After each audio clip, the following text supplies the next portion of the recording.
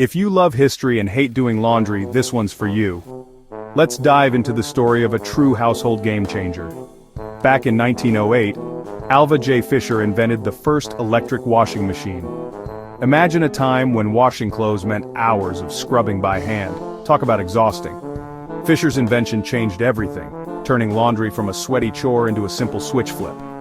Thanks to his creativity, we got more free time and way fewer sore arms. So next time you toss in a load, give a little thanks to Mr. Fisher.